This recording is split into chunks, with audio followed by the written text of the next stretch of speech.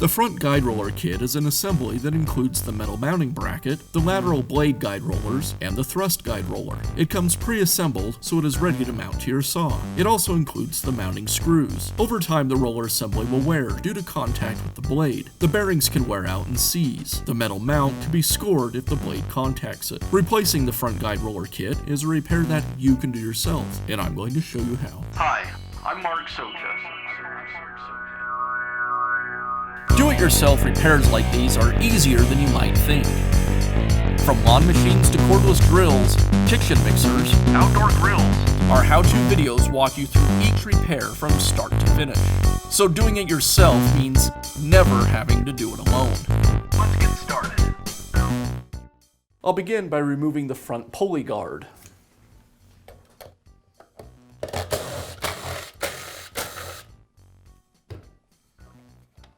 With the cover removed, I have access to both of the screws that secure the roller assembly to the saw.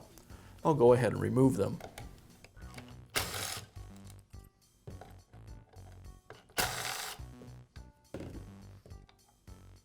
Now I can install the new front guide roller. It has a pin on the back to index it to the housing. I'll align it with the housing and install the screws.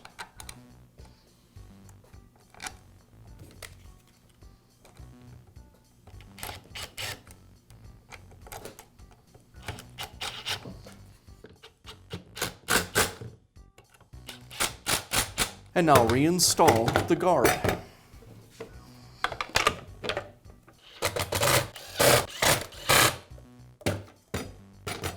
And that's how easy it is to replace the front guide roller kit on your portable bandsaw. Be sure to check back often for new videos and expert advice. If you found this video helpful, give us a thumbs up And leave a comment.